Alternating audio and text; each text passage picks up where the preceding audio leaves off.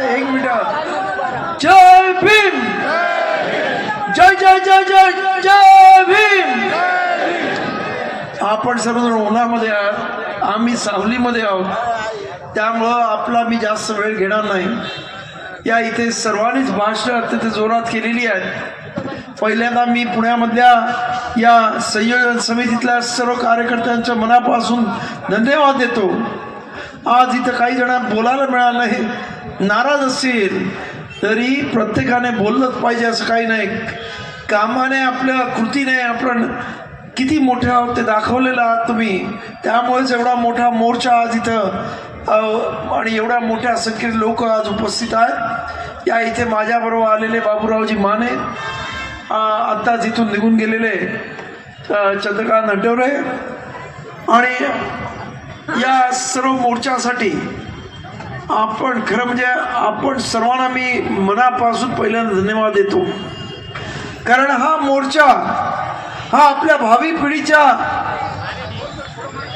पुढच्या भावी पिढीचा हा मोर्चा हा अत्यंत महत्त्वाचा आहे.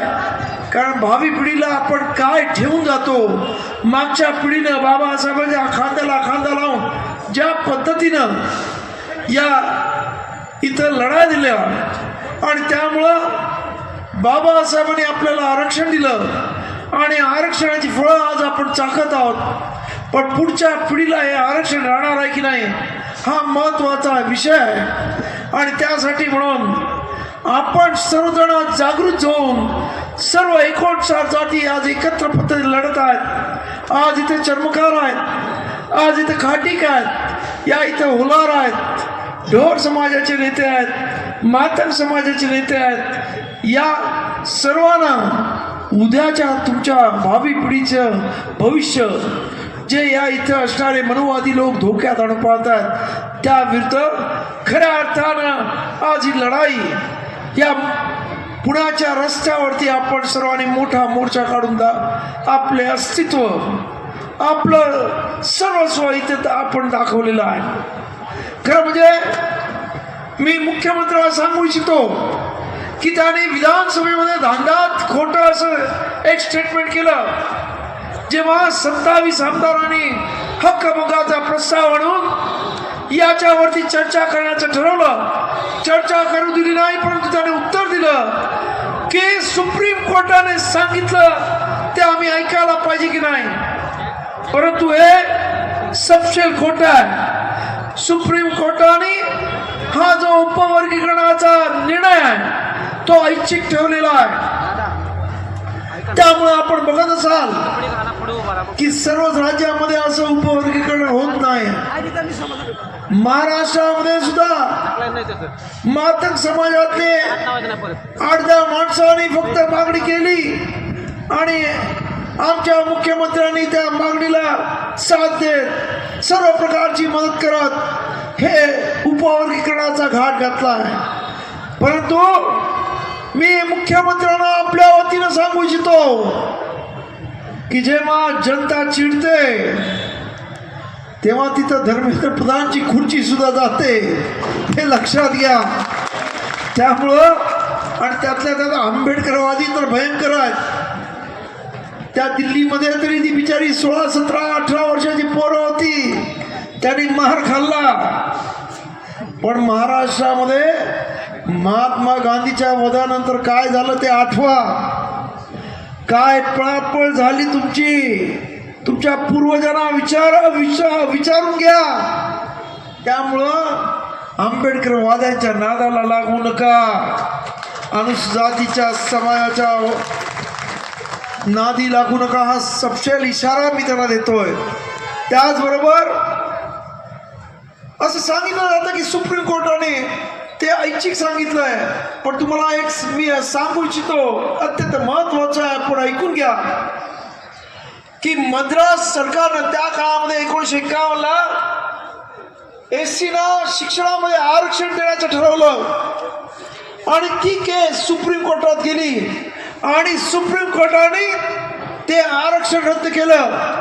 आणि त्यावेळेस तुमचा आणि माझा बाप या देशाचा घटनाकार कायदेमंत्री होता, त्यांनी लगेच संसदेमध्ये एक विधेयक आणलं आणि अनुच्छेद 15(4) मध्ये SC ला शिक्षणामध्ये सुद्धा आरक्षण राहण्याच्या पद्धतीत तरतूद केली आणि ते आरक्षण अबाधित राहिलं.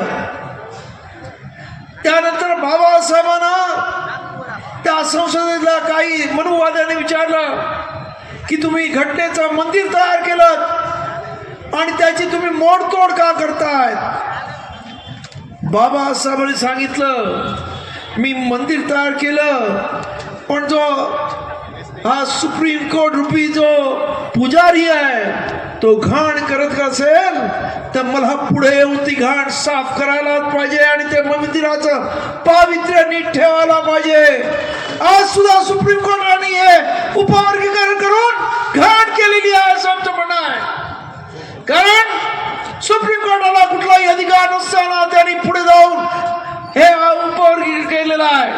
आज SC समाज हा एक संघ आहे असा जजमेंट 2004 मध्ये 5 बेंचने सुप्रीम कोर्टाच्या दिलेला आहे. EV चेन्नैया वर्सेस आंध्र प्रदेशची जी केस होती त्याच्यामध्ये त्या 5 जजेस म्हणाले की असं उपवर्गीकरण करता येणार नाही. पंजाबच्या हायकोर्टाने सुद्धा सांगितलं पंजाब सरकार विरुद्ध देवेंद्र सिंग या केसमध्ये की असं उपवर्गीकरण होता येणार नाही. मग अचानक सुप्रीम कोर्टाने का केलं तर म्हणे पंतप्रधानाने कर्नाटकामध्ये जाऊन माती समाजाला आश्वासन दिलं की हे उपवर्गीकरण मी करून देतो. त्या समाजाची मागणी होती इलेक्शन मध्ये 2024च्या. आणि आपल्याला माहित आहे की सध्याचं सुप्रीम कोर्ट कसं सुप्रीम आहे, ते कोणाच्या इशाऱ्यावर चालतं ते. आणि त्यामुळंच हे उपवर्गीकरणाची मागणी मान्य करण्यात आली हे लक्षात घ्या. परंतु आपल्याला मी सांगू इच्छितो की सुप्रीम कोर्टाने काही आदेश दिला खरं म्हणजे त्याने आदेश दिलेलाच नाही, त्याने ऐच्छिक ठेवलेला आहे. तरी सुद्धा हे सरकार जबरदस्तीने अनुसूचित जातीमध्ये भांडण लावण्याचा प्रयत्न करत असेल तर या महाराष्ट्रात आंबेडकरी आणि खास करून अनुसूचित जाती जमातीचे सर्वच्या सर्व 59 समाज 59 जाती या आता गप्प बसणार नाही आहेत. हे मोर्चे मला पत्रकारांनी मगाशी विचारलं तुम्ही अनेक ठिकाणी मोर्चे काढले, परभणीला काढला, मुंबईला काढला, लातूरला काढला, जालनाला काढला, बीडला काढला, धाराशिवला काढला, सोलापूरला काढला, पुढे काय करणार आहात? मी म्हटलं हे मोर्चे आता जिल्ह्यावर होतात, त्यानंतर तालुकावर होतील, हे मोर्चे असे चालू राहतील आणि डिसेंबर मध्ये जेव्हा हवा या सर्व मोर्चा करणार मी त्या हिवाळी अधिवेशनामध्ये सर्वांना बोलून घेईन आणि मग बघू कोणाची माग आली आहे उपवर्गीकरण करण्याची. तेव्हा सरकारला आमचं सांगणं आहे की तुम्हाला आमच्यामध्ये फाटाफूट करून सत्ता उपभोगायची असली तरी आज इथं एकत्र राहून हे संपूर्ण आरक्षण सर्वांमध्ये जो त्यांच्यामध्ये असेल, हुशार विद्यार्थी, हुशार मुलं, हुशार तरुण, त्यांना शिक्षण नोकऱ्या मिळत जातील. खरं म्हणजे याच्यामध्ये आंबेडकरी समाजाचं केवढं तरी नुकसान होतं, परंतु आम्ही खऱ्या अर्थानं आंबेडकरी समाजामधला मोठा भाऊ म्हणून आणि आमच्या बापानं आरक्षण या सर्वांना दिलं म्हणून या सर्वांचं आरक्षण कसं सुरक्षित राहील याची आम्ही काळजी घेतोय. आणि त्यामुळं आपल्या सर्वांना माझं सांगणं आहे की आपण सर्वजण ज्या पद्धतीनं या उपवर्गीकरण विरोधी मोर्चामध्ये सामील होऊन ही जी ताकद दाखवतात, प्रत्येक जिल्ह्यामध्ये तालुक्यामध्ये आपले मोर्चे निघत आहेत. उद्या माझा मोर्चा नांदेडमध्ये आहे, परवा परळीमध्ये आहे, 13 म्हणजे मंगळवारी अंबेजोगाईला मोर्चा आणि 12 तारखेला पूर्वीचा औरंगाबाद आणि आताच संभाजीनगरमध्ये प्रचंड असे मोर्चे आहेत.